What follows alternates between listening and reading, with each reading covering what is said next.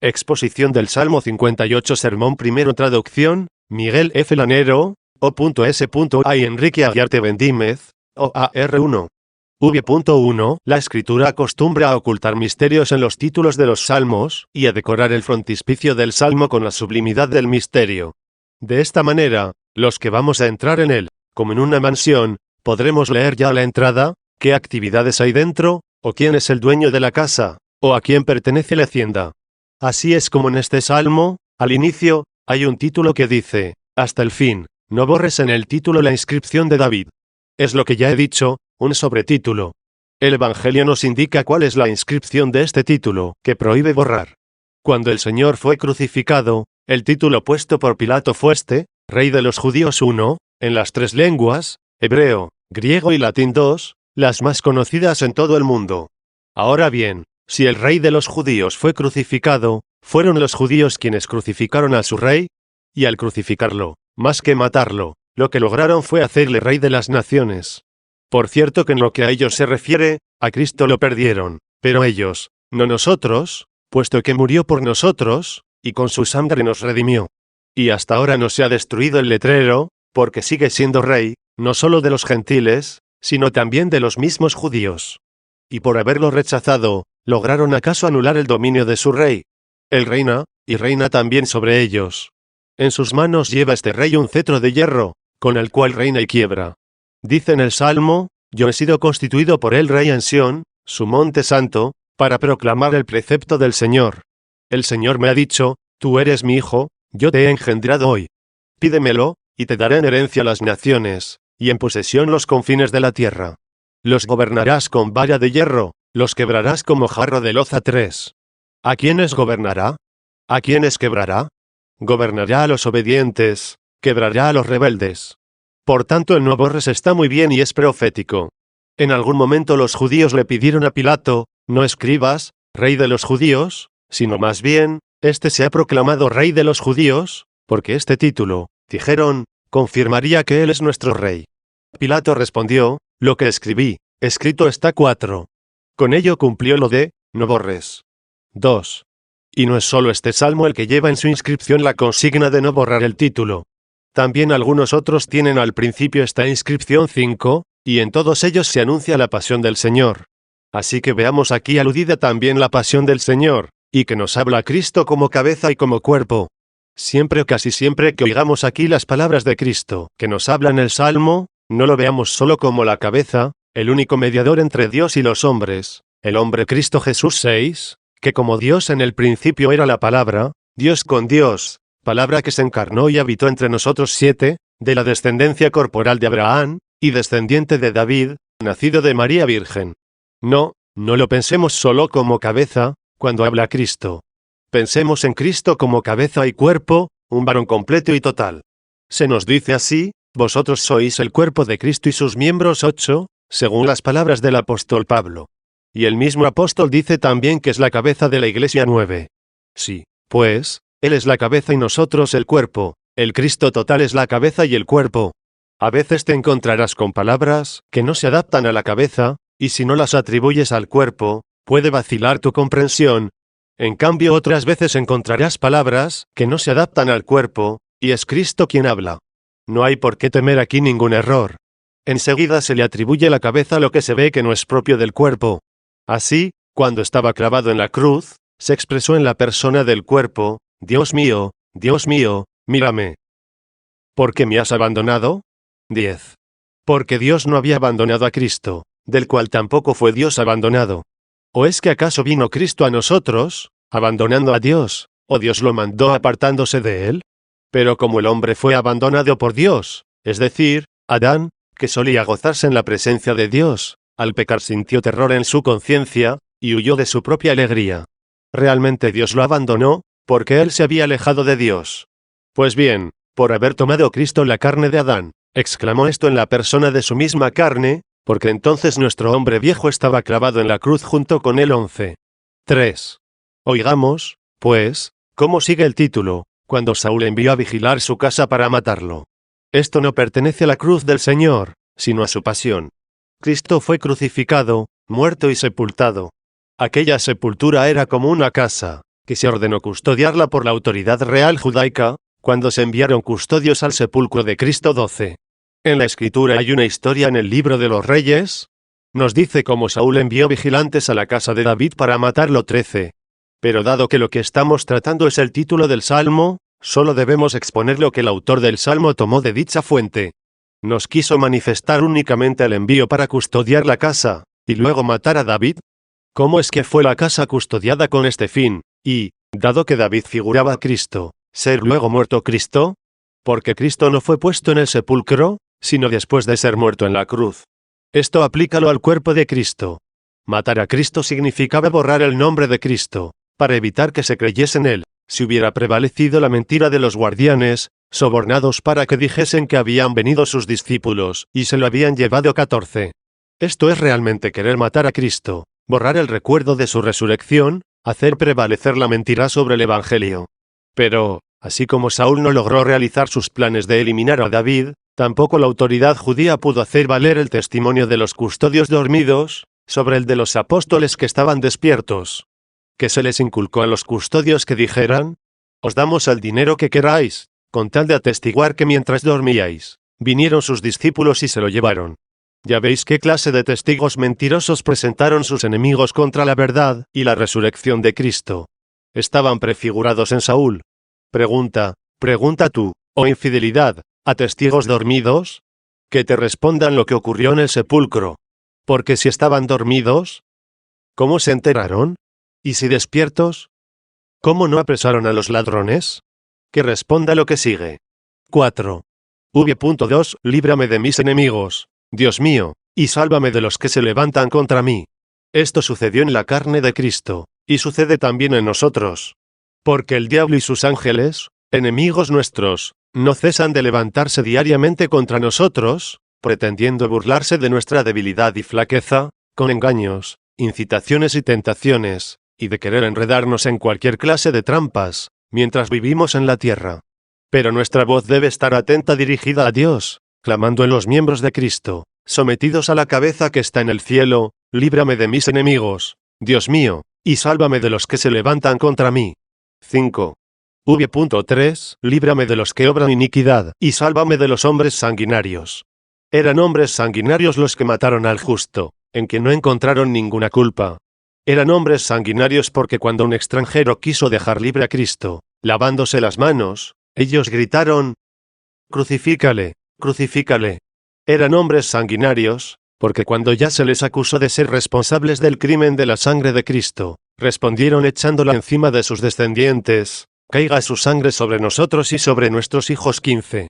Pero ni siquiera han cesado de atacar a su cuerpo estos hombres sanguinarios, ya que después de la resurrección y ascensión de Cristo, ha tenido la Iglesia que sufrir persecuciones. Y precisamente la primera fue a aquella Iglesia que floreció en el seno del pueblo judío, y a la que pertenecieron nuestros apóstoles. Allí el primer mártir fue Esteban, lapidado 16, que recibió lo que significa su nombre. Pues Esteban significa corona. Con humillación fue apedreado, pero fue coronado gloriosamente. Más tarde, entre los gentiles se desencadenaron persecuciones de los reinos paganos. Antes de que se cumplieran ellos lo anunciado proféticamente: lo adorarán todos los reyes de la tierra, todos los pueblos le servirán. 17. Bramó la violencia de su poder contra los testigos de Cristo. Fue mucha e importante la sangre de los mártires que se derramó, y así derramada, se convirtió como en siembra que produjo una cosecha de la Iglesia con mucha más pujanza, y que se extendió por todo el mundo, como ahora podemos observar. Fue de estos hombres sanguinarios de los que Cristo es liberado, no solo como cabeza, sino también en su cuerpo. Es liberado Cristo de los hombres sanguinarios, de los que hubo, de los que hay, y de los que habrá. Sí, es liberado el Cristo que fue antes, que es ahora y que vendrá. Porque Cristo es todo el cuerpo de Cristo. ¿Y cuántos ahora son buenos cristianos, y los que lo fueron antes que nosotros, y los que lo serán después? El Cristo total es liberado de los hombres sanguinarios. No son palabras vacías las de esta invocación: y sálvame de los hombres sanguinarios. 6. V.4 Mira que se han apoderado de mi vida. Pudieron apresarlo, pudieron matarlo, se han apoderado de mi vida.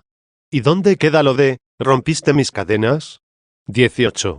¿Y dónde aquello de la trampa se rompió y escapamos? ¿Y dónde Bendecimos a Dios, que no nos entregó como presa sus dientes. 19. Ellos ciertamente persiguieron, pero no los ha dejado caer en manos de los cazadores el que custodia a Israel. Mira que se han apoderado de mi vida. Los fuertes se abalanzaron sobre mí. No debemos pasar por alto a estos fuertes. Con todo cuidado debemos seguirles el rastro a ver quiénes son estos fuertes que se han levantado en contra. ¿Con quiénes se muestran fuertes, sino con los impotentes, con los frágiles, con los que no son fuertes? Y sin embargo quienes son ensalzados son los débiles, y los fuertes son condenados. Si entendemos bien quiénes son los fuertes, tenemos que ver en primer lugar, que el Señor llamó fuerte al diablo, cuando dijo, nadie puede entrar en casa de uno fuerte y robarle sus posesiones, si antes no amarra al fuerte. 20. De ahí que Cristo sujetó al fuerte con las ataduras de su poder, y le arrebató sus posesiones, y se adueñó de ellas. Todos los pecadores eran las posesiones del diablo, y después, por la fe, han pasado a ser posesiones de Cristo. A ellos se refiere el apóstol cuando dice, en otro tiempo fuisteis tinieblas, pero ahora sois luz en el Señor. 21, que ha dado a conocer sus riquezas en los tesoros de su misericordia. 22. Son estos, pues, los que pueden ser considerados fuertes. Pero entre los hombres hay algunos fuertes, cuya fortaleza es digna de reprensión y condenación, que se jactan, sí, pero de una felicidad temporal. ¿No os parece que fue un fuerte, el rico aquel de que nos habla el Evangelio de hoy, por haberle producido su campo una enorme cantidad de frutos? Después de pensarlo, tomó una decisión, destruir los viejos graneros y construir otros más amplios para guardar la cosecha, y una vez repletos, decirse a sí mismo, tienes ya muchas riquezas, ánimo, ponte a banquetear, a pasarlo bien y a saciarte. 23. ¿Qué clase de fuerte estás viendo ahora? Mirad al hombre que no puso a Dios como su ayuda, sino que confió en sus muchas riquezas. Mira lo fuerte que es este, y se envalentonó, dice, en su vanidad. 24. 7. Hay otra clase de fuertes, cuya presunción no está en sus riquezas, ni en su energía física, ni en algún otro poder temporal de relevancia, sino que presumen de su justicia. Hay que tener cuidado con esta clase de hombres fuertes, hay que temerlos, evitarlos y no imitarlos. Su orgullo, repito, no está en lo corporal, ni en las riquezas, ni en su estirpe, ni en los honores. ¿Quién no se da cuenta de que todo esto son realidades temporales, pasajeras, efímeras y etéreas? No, su confianza reside en su propia bondad. Esta fortaleza fue la que impidió a los judíos entrar por el ojo de la aguja. 25.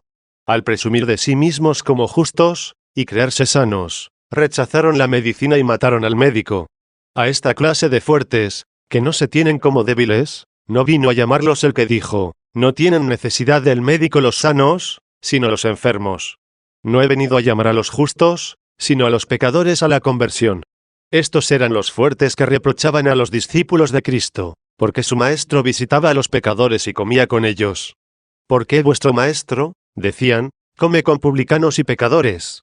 26. Oh fuertes, que no necesitan el médico. Esta fortaleza no viene de la salud, sino de la demencia. Nadie es más fuerte que el que es víctima del frenesí. ¿Tienen más fuerza que los sanos? Pero cuanta más energía parecen tener, tanto más se avecina su muerte. Que Dios nos libre de imitar a esta clase de fuertes. Es peligroso que alguien pretenda imitarlos. Pero el Maestro de la humildad, partícipe de nuestra debilidad, que nos hizo partícipes de su divinidad, que se abajó para enseñarnos el camino, y hacerse él mismo camino. 27, tuvo a bien recomendarnos sobre todo su humildad. Por eso no desdeñó ser bautizado por un siervo. 28, para enseñarnos a confesar nuestros pecados, y a debilitarnos para ser fuertes, y hacer nuestras las palabras del apóstol, cuando me hago débil, entonces soy fuerte. 29, ya vemos cómo no quiso ser fuerte. Estos, en cambio, han pretendido ser fuertes, o sea, que intentando presumir de su fortaleza, como si fueran justos, tropezaron contra la piedra de tropiezo. 30, entonces el cordero les pareció cabrito, y al matarlo como cabrito, no merecieron ser redimidos por el cordero. Estos son los poderosos que arremetieron contra Cristo, proclamando su propia justicia. Oíd a estos fuertes. Algunos naturales de Jerusalén fueron enviados por ellos a prender a Cristo, pero no se atrevieron a prenderlo, porque él, que era verdaderamente fuerte, solo se dejó prender cuando quiso, y les dijeron, ¿por qué no habéis podido arrestarlo? Y respondieron, nadie jamás ha hablado como este hombre. Y le replicaron ellos, los fuertes: ¿acaso ha creído en él alguno de los fariseos o de los escribas? Solo ha creído este populacho, ignorante de la ley 31. Se impusieron al pueblo débil, que acudía al médico, y porque eran fuertes, y, lo que es más grave, por su fortaleza, arrastraron tras de sí a toda la multitud, y mataron al médico. Pero él, precisamente por haber sido muerto, convirtió su sangre en medicamento para los enfermos. Los fuertes se abalanzaron sobre mí. Observad a los más fuertes, y fijaos si de algo puede el hombre presumir, cuando ni de la justicia se debe presumir. Ya veis a dónde van a parar los arrogantes por sus riquezas, por su fortaleza corporal, por su nobleza de sangre, por sus honores mundanos, cuando el que es arrogante de la misma justicia, como si fuera suya propia, cae. Los fuertes se abalanzaron sobre mí. Uno de esos fuertes era el que se engreía de sus propias fuerzas, cuando decía: te doy gracias porque no soy como los demás hombres, injustos, ladrones, adúlteros, ni como este publicano. Ayuno 2 veces por semana, entrego el diezmo de todo lo que poseo. Ahí tienes a un fuerte jactándose de sus fuerzas. Y como contraste mira al débil, allá de pie, lejos, pero cercano por su humildad. El publicano, en cambio, estaba lejos de pie, y ni siquiera se atrevía a levantar los ojos al cielo, sino que se golpeaba el pecho diciendo: oh Dios, apiádate de mí, que soy un pecador. Os aseguro que el publicano bajó a su casa justificado, más bien que el fariseo. Y mira dónde está la justicia, porque todo el que se ensalza será humillado, y el que se humilla será enaltecido. 32. Se abalanzaron esta clase de fuertes, los soberbios, que desconociendo la justicia de Dios, y queriendo hacer valer la suya propia, no se sometieron a la justicia de Dios. 33. 8. V.5. ¿Y qué más viene después? Sin culpa mía, y sin pecado de mi parte, Señor. Se me abalanzaron los fuertes que presumían de su propia justicia, se me abalanzaron, sí, pero en mí no encontraron ningún delito. Porque en realidad, aquellos fuertes, los que se tenían por justos. ¿Por qué razón iban a perseguir a Cristo, sino por creerlo un pecador? Pero ellos habrán visto lo fuertes que son por el ardor de su fiebre, no por la fortaleza de su salud. Que vean lo fuertes que son, ensañándose como si fueran justos contra el pecador. Pero la realidad es que sin culpa mía, y sin pecado de mi parte, Señor, he corrido y he avanzado sin maldad. Ellos, los fuertes, no han podido seguirme en mi carrera. De ahí que me tuvieron por un pecador, al no encontrar mis huellas. 9. V.6. He corrido y he avanzado sin maldad. Levántate, sal a mi encuentro y mira. Se le dice a Dios: he corrido y he avanzado sin maldad. Levántate, sal a mi encuentro y mira. ¿Cómo es esto? ¿Es que si no sale al encuentro no podrá ver? Es como si tú fueses caminando, y desde lejos no puedes ser conocido por alguien, y entonces le llamas: ven acá, y mira cómo voy caminando. Si me miras desde lejos, no puedes ver mi marcha. Será así también con Dios, que, si no salía a su encuentro, no podía distinguir cómo éste avanzaba sin maldad, y corría sin pecado. Podemos también tomar estas palabras: levántate, sal a mi encuentro, como si dijera: ayúdame. Y en lo que se refiere a la palabra siguiente, y mira, debe entenderse: haz que se vea que corro, haz que conozcan que voy avanzando, según aquella imagen por la que se le dijo a Abraham: ahora conozco que temes a Dios. 34. Lo que Dios dice: ahora conozco, ¿qué sentido tiene, sino que ahora te he dado a conocer? Porque uno se desconoce a sí mismo antes de ser puesto a prueba. Como ocurrió con Pedro, que en su presunción se desconocía, y cuando negó a Cristo, aprendió cuáles eran realmente las fuerzas con que contaba. Entendió en sus vacilaciones cómo había presumido falsamente de sí mismo. Rompió a llorar. 35, y en sus lágrimas mereció el fruto de conocer lo que fue, y de ser lo que no fue. Luego Abraham, en su prueba, llegó a conocerse a sí mismo, y Dios le dijo: ahora conozco, es decir, ahora te he dado a conocer. Es como cuando decimos que un día ha sido alegre porque nos hace alegres, y a la amargura le llamamos triste porque entristece al que la prueba. También decimos que Dios ve cuando nos hace ver. Así pues, levántate, sal a mi encuentro y mira. ¿Qué quiere decir y mira? Su sentido es: ayúdame. Ayúdame en ellos, para que vean mi caminar y me sigan, que no les parezca malo lo que es bueno, ni torcido lo que se adapta a la regla de la verdad. Porque he corrido y avanzado sin maldad. Levántate, sal a mi encuentro y mira. 10. Al llegar a este punto, la sublimidad de nuestra cabeza me está invitando a que diga algo. En efecto, Él se ha hecho débil hasta la muerte, y asumió la flaqueza de nuestra carne, para congregar bajo sus alas a los polluelos de Jerusalén, como la gallina clueca, que se enferma por sus pequeños. No hemos observado esto nunca en ninguna otra ave, incluso de las que anidan a nuestra vista, como por ejemplo en los pájaros, que hacen sus nidos en nuestras paredes, o en las golondrinas, que son nuestros huéspedes cada año, o también las cigüeñas, y más aves, que hacen sus nidos ante nuestros ojos, incuban sus huevos, y alimentan a sus polluelos, como pasa con las palomas, que diariamente vemos. No hemos observado, no tenemos noticia, no hemos visto ninguna otra ave enfermarse por sus pequeños. ¿Cuál es la causa de que experimente esto la gallina? Sin duda aquí hablo de algo bien conocido, que sucede a diario entre nosotros. ¿Cómo es que su voz se vuelve ronca, y se eriza todo su cuerpo, se le caen las alas, se le marchitan sus plumas, y puedes ver cómo alguien enfermo en torno a los polluelos? Es el amor de madre que se vuelve debilidad. ¿Y por qué el Señor querría hacerse como una gallina, si no es por esta causa?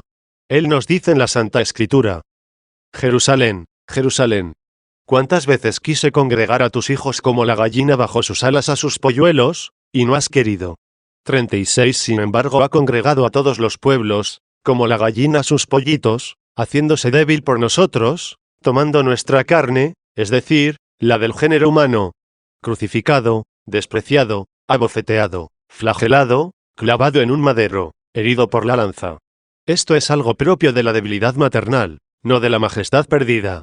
Al ser realmente así Cristo, y por ello despreciado, y por ello piedra de tropiezo y piedra de escándalo, muchos tropezaron en él. 37, y habiéndose hecho así, y habiendo tomado la carne, pero sin pecado, se hizo partícipe de nuestra debilidad, no de nuestra maldad. Y así, precisamente por haber compartido con nosotros la debilidad, destruyó nuestro pecado. De ahí que he corrido y avanzado sin maldad. ¿Qué hacer entonces?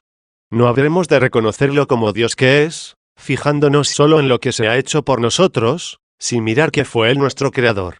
Evidentemente que no. Ha de ser tenido en cuenta también lo que Él es, puesto que es un gran testimonio de amor reconocer quién es, y cuánto sufrió por ti. No se trata de un pequeño cualquiera, que lo hizo por ti, como por un grande. Se trata del sumo ser, que sufrió por ti, débil. ¿Y qué sucedió? Que se hizo pequeño, se humilló haciéndose obediente hasta la muerte. ¿Quién? Escucha lo que está escrito antes, el cual, teniendo la categoría de Dios, no consideró como un tesoro adquirido el ser igual a Dios. Así que siendo igual a Dios, se anonadó a sí mismo tomando la condición de esclavo, asumiendo la semejanza humana, y apareciendo en su porte como hombre. 38, y de tal manera se anonadó, que tomó la condición de lo que no era, pero sin perder lo que era. ¿De qué manera se rebajó? Mostrándose a ti de este modo, no mostrándote a ti la dignidad que tiene con el Padre, sino presentando ante ti en este mundo su debilidad, reservándote su gloria para el futuro, cuando estés purificado. Siendo igual al Padre, se ha hecho así, débil. Y sin embargo hay que reconocerlo en su misma debilidad, no por la visión, sino por la fe. Y así lo que aún no podemos ver, al menos lo creamos, y creyendo en lo que no vemos, merezcamos también verlo. Con razón, ya resucitado, le dijo a María Magdalena, a quien se dignó aparecerse primeramente: no me toques, que todavía no he subido al Padre. 39. ¿Qué significa esto? Poco después las mujeres le tocaron. En efecto, al volver del sepulcro, les salió al encuentro, lo adoraron y le abrazaron los pies. 40. Los discípulos también le tocaron sus cicatrices. 41. ¿Qué sentido tiene, pues, lo de, no me toques, que todavía no he subido al Padre? No creas de mí únicamente lo que ves, ni tu mirada se quede solo con lo que tocas. A tu vista parezco humilde, ya que todavía no he subido al Padre, de donde descendí a vosotros, y del cual no me he separado. Todavía no he subido a Él, puesto que no os he dejado. Vino sin apartarse, y sube sin abandonarnos. ¿En qué consiste, entonces, el haber subido al Padre? En habérsenos dado a conocer como igual al Padre. Porque como nosotros subimos es progresando, para llegar a ver esta realidad, para comprenderla, para ser capaces, de alguna manera, de entenderla. Por eso difiere el tocarle, no lo prohíbe, no lo rechaza, no se niega a ello. Porque todavía, dice, no he subido al Padre. Dice otro salmo, su salida es desde la cumbre del cielo, y su órbita llega hasta la cumbre del cielo 42. La cumbre del cielo, es decir, la cumbre de todas las cosas espirituales, es el Padre, de allí procedía él, y allá, a la cumbre del cielo, debía llegar. Llegar hasta la cumbre no se dice sino de quien es igual. Cuando juntamos cosas desiguales, y ponemos al lado de una cosa grande otra pequeña, para ver la diferencia entre las dos, al encontrar las desiguales, solemos comentar así, no llega. Y, al contrario, cuando son iguales, decimos, sí llega. Por tanto su órbita llega hasta la cumbre del cielo, puesto que es igual al Padre. Así quería darse a conocer a sus fieles quien había dicho, no me toques. Esto quería que el Padre concediera a sus fieles el que decía, levántate, ven a mi encuentro y mira. Manifiesta que soy igual a ti. Y mira. ¿Qué significa, y mira? Haz que vean que soy igual a ti. ¿Hasta cuándo Felipe me estará diciendo, muéstranos al Padre y esto nos basta? Hasta que yo le diga, ¿tanto tiempo llevo con vosotros y no conocéis al Padre? Felipe, quien me ha visto a mí, ¿ha visto al Padre? ¿No crees que yo estoy en el Padre, y el Padre está en mí? 43. Y quizá todavía no lo creo igual al Padre. Levántate, ven a mi encuentro y mira. Haz que me vean, haz que te vean, haz conocer a los hombres nuestra igualdad. Que no crean los judíos haber crucificado a un hombre. Aunque él solo fue crucificado en cuanto hombre, no obstante no se dieron cuenta de quién era el que habían crucificado. Si lo hubieran conocido, jamás habrían crucificado al Señor de la Gloria 44. A fin de que mis fieles conozcan al Señor de la Gloria, levántate, ven a mi encuentro y mira. 11. Y tú, Señor Dios de los ejércitos, el Dios de Israel. Tú, el Dios de Israel, que eres tenido solo como Dios de Israel, a quien creen solo el Dios de una nación, que te da culto, mientras todas las naciones adoran a sus ídolos. Tú, el Dios de Israel, ven a visitar a todas las naciones. Cúmplase la profecía, en la que Isaías habla en tu persona a tu iglesia, a tu ciudad santa, a la estéril aquella, abandonada, pero con muchos más hijos que la que tiene marido. A ella se le dijo, alégrate estéril, tú que no tienes partos, levanta tu voz y exclama, la que no das a luz, porque muchos más son los hijos de la abandonada, que los de la que tiene marido, que los de la nación judía, que tiene marido, que ha recibido la ley, más numerosos que los de la nación, que tuvo un rey visible. Porque tu rey se halla oculto, y tus hijos habidos del esposo oculto, son más numerosos. Por eso se le dice a ella, muchos son los hijos de la abandonada, más que la que tiene marido. Y a esto añade el profeta, ensancha el espacio de tu tienda, planta tus pabellones, no te detengas. Alarga más tus cuerdas, y clava estacas fuertes, extiéndete más y más a derecha e izquierda.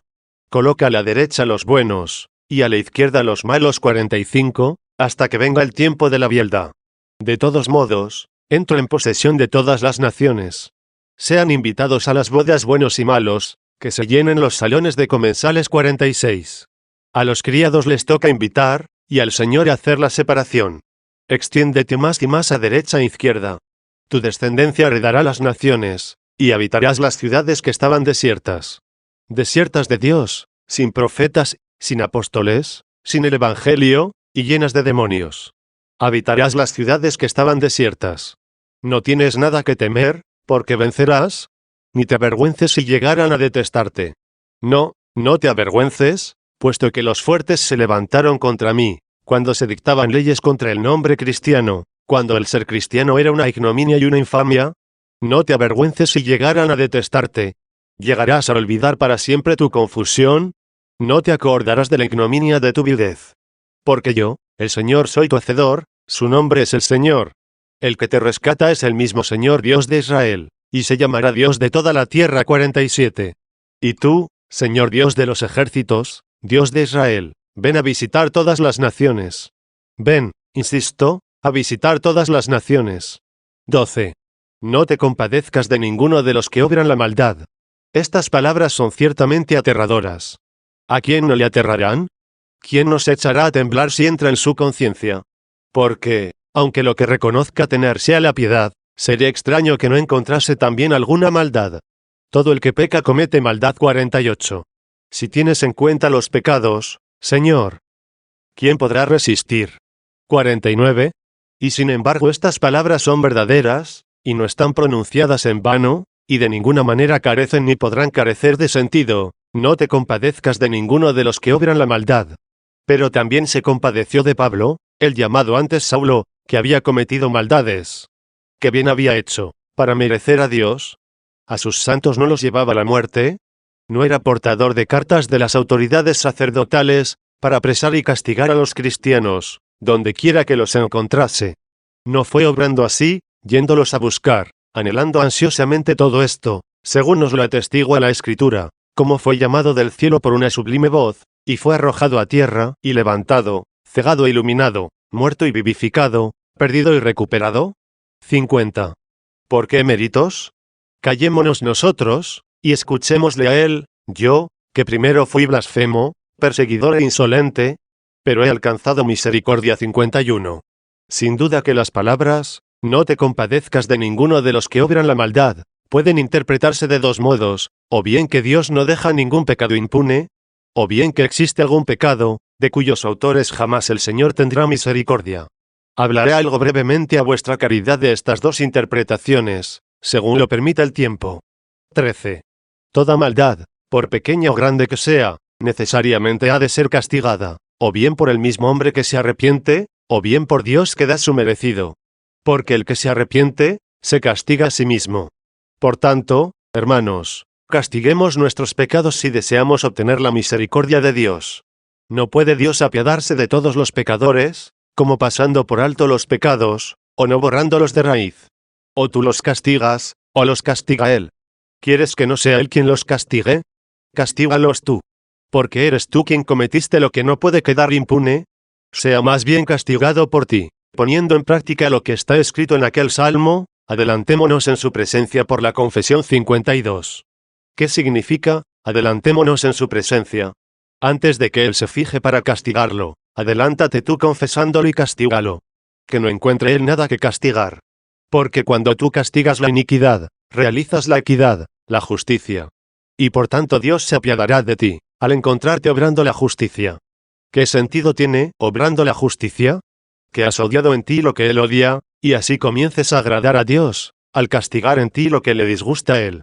Pues no es posible dejar impune el pecado, puesto que sigue siendo verdad que, no te compadezcas de ninguno de los que obran la maldad. 14. Pero veamos ya la otra forma en que puede entenderse esta frase.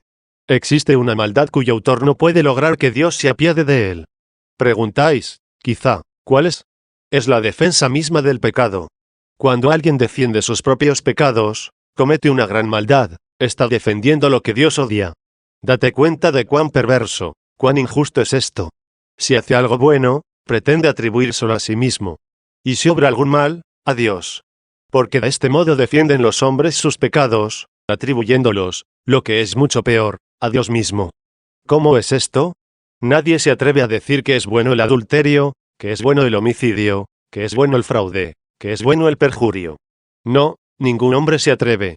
Porque incluso los que cometen estos delitos, ponen el grito en el cielo cuando ellos los padecen.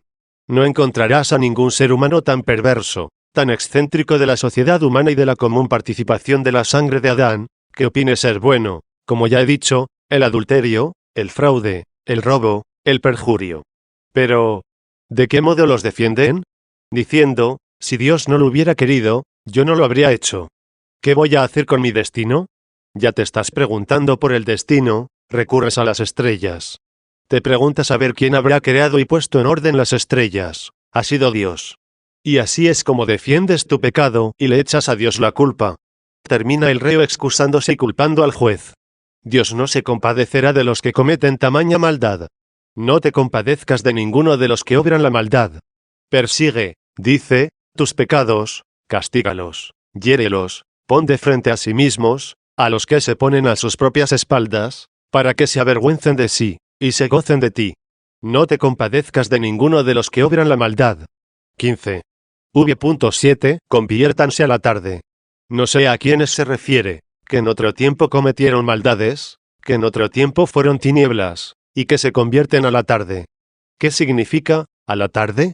Después, más tarde. Deberían haber reconocido a Cristo como médico, antes de crucificarlo.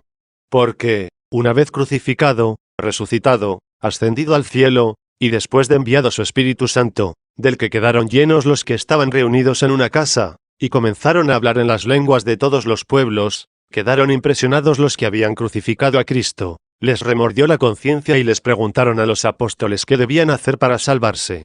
Ellos le contestaron: convertíos y que se bautice cada uno en el nombre de nuestro Señor Jesucristo, y quedarán perdonados vuestros pecados. 53. Después que Cristo fue crucificado, después del derramamiento de la sangre de Cristo, quedan perdonados vuestros pecados. Quiso morir de tal manera, que por su sangre quedasen redimidos incluso los que la derramaron. La derramasteis con crueldad, bebedla con arrepentimiento. Con razón dice: conviértanse a la tarde y sientan hambre como los perros. Los judíos les llamaban perros a los gentiles, por ser impuros.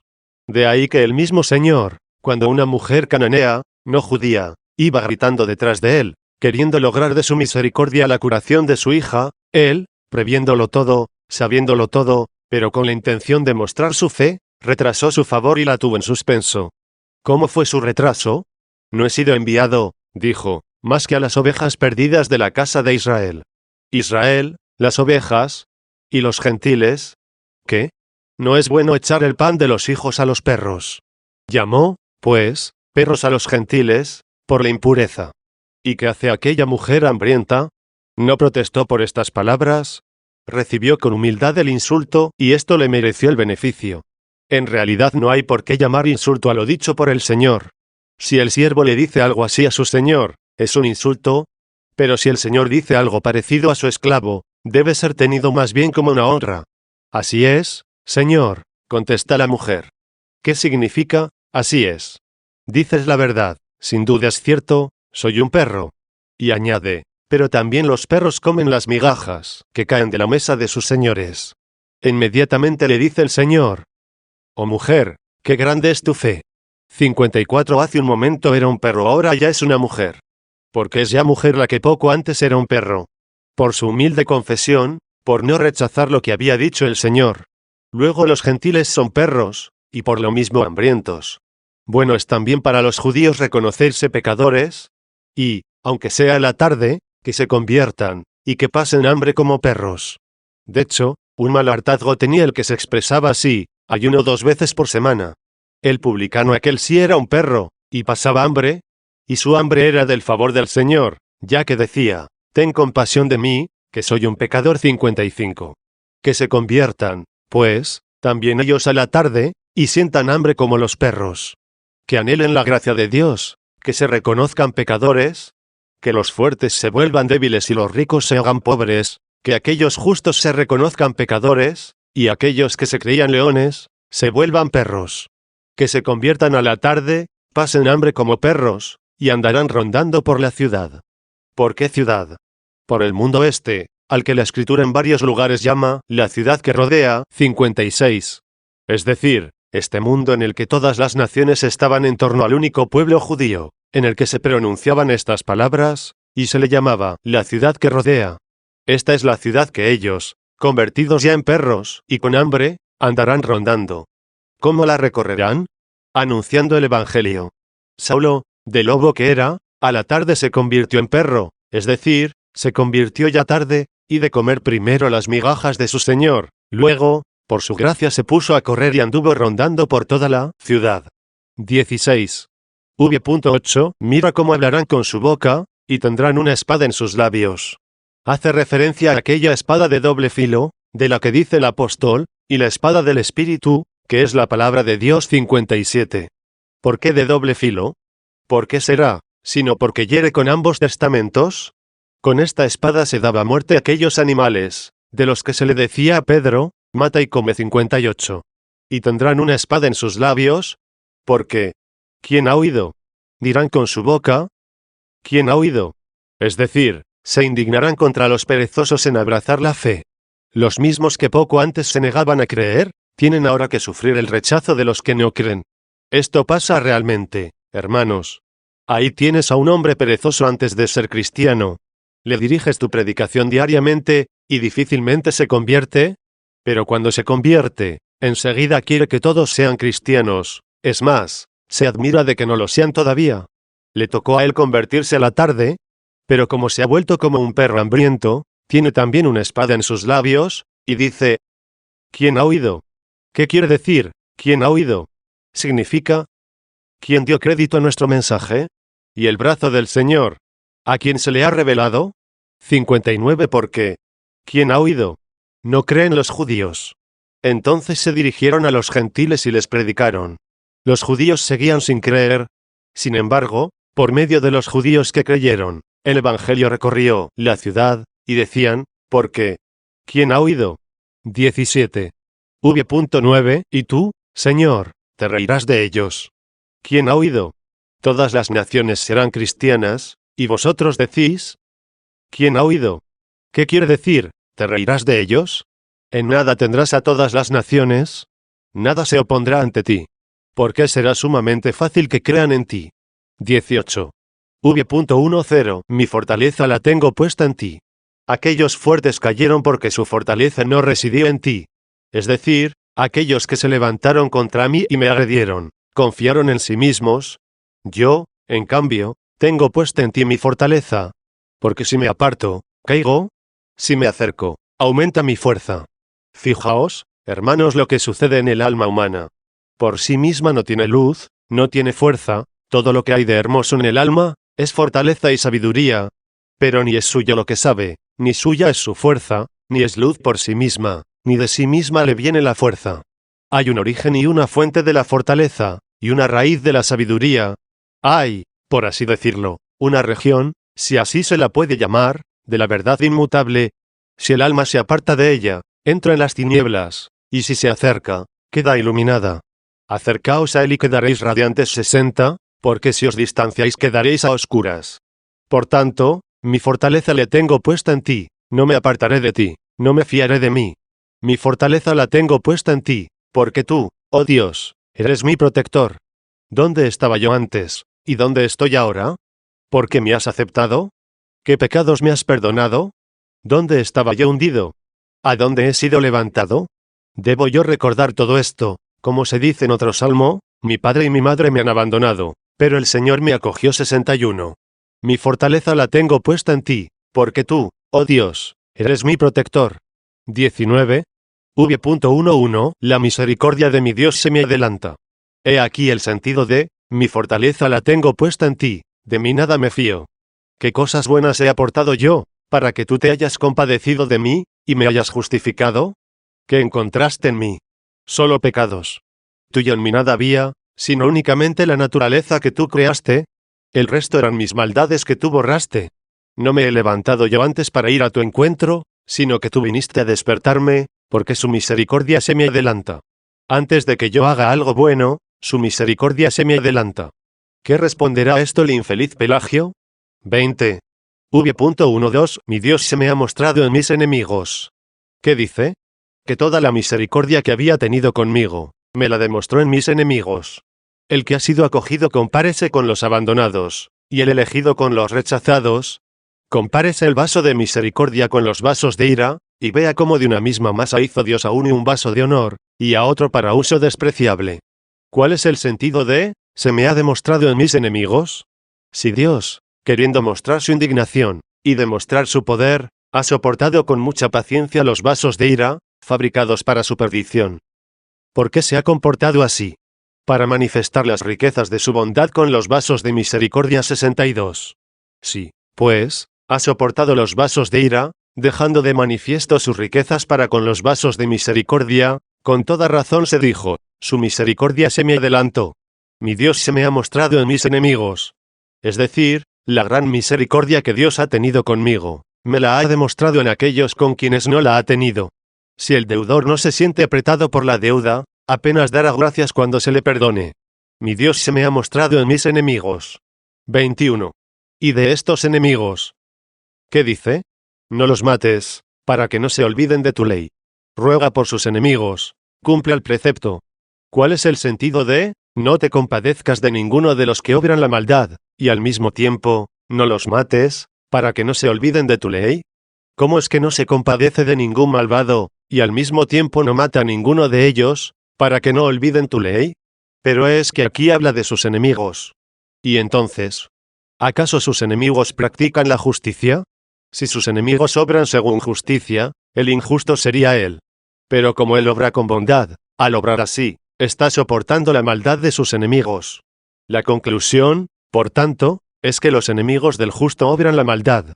Como es que ha dicho un poco antes, no te compadezcas de ninguno de los que obran la maldad, y ahora dice, refiriéndose a sus enemigos, no los mates, para que no se olviden de tu ley. Quiere decir, no tengas una tal compasión que no te deje matar sus pecados. No mates a aquellos, cuyos pecados matas. ¿Qué es ser matado? Olvidarse de la ley del Señor. Esa es la auténtica muerte, hundirse en el abismo del pecado. ¿Puede esto entenderse también incluso de los judíos? ¿Cómo podrá referirse a los judíos? No los mates, para que no olviden tu ley. A estos enemigos míos, los mismos que me mataron a mí, tú no los mates. Que permanezca la nación judía. Es cierto que ha sido vencida por los romanos, es cierto que ha sido arrasada su ciudad. No se les permite volver a su tierra, y sin embargo los judíos siguen existiendo. Todas estas provincias han sido subyugadas por los romanos. ¿Quién distingue lo que eran antes los pueblos que forman el imperio romano, dado que todos se hicieron romanos, y todos se llaman romanos? En cambio, los judíos permanecen con su distinción, y a pesar de ser vencidos, no han sido absorbidos por sus vencedores. No sin razón está el famoso Caín, que habiendo matado a su hermano, Dios le puso una señal para que nadie lo matase. 63. ¿Es esta la señal que tienen los judíos? Conservan los residuos de su ley. Se circuncidan, mantienen la observancia del sábado, inmolan la Pascua, comen los panes ácimos. Se mantienen como judíos, no fueron exterminados, como necesarios que son a los gentiles, que se han hecho creyentes. ¿Por qué? Para demostrarnos Dios su misericordia a nuestros enemigos. Mi Dios se me ha mostrado en mis enemigos. En las ramas cortadas por la soberbia demostró Dios su misericordia con el acebuche en ellas injertado. Mirad dónde yacen los que eran soberbios, mira dónde has sido injertado tú, que yacías por tierra. Así que no te ensoberbezcas, no sea que haya que cortarte. Dios mío, no los mates, para que no olviden tu ley. 22. V.12, 14. Dispérsalos con tu poder. Esto ya se ha cumplido, los judíos están dispersos por todos los pueblos, como testimonio de su iniquidad y de nuestra verdad. Ellos poseen los códices en los que se profetiza Cristo, y nosotros poseemos a Cristo. Y puede ser que alguna vez esté dudoso algún pagano, y al citarle nosotros las profecías sobre Cristo, quede asombrado ante su evidencia, y crea en su admiración que han sido escritas por nosotros. En ese caso le probamos por los códices de los judíos, que ya fue profetizado mucho tiempo antes. Mirad cómo gracias a nuestros enemigos podemos refutar a otros enemigos. Dispérsalos con tu poder, arrebátales su poder, arrebátales su fortaleza. Y retíralos, oh Señor, mi protector. Delitos son de su boca las palabras de sus labios. Que queden apresados por su soberbia. Y por la blasfemia y la mentira serán anunciadas sus consumaciones, en la cólera de la consumación, y dejarán de existir. Oscuras son estas palabras, y temo que no se os expliquen bien. Ya veo que solo con oírlas estáis cansados. Si parece bien a vuestra caridad, dejaremos para mañana lo que resta del Salmo. El Señor me ayudará a pagaros la deuda, ya que lo prometido es más bien de lo suyo que de lo mío.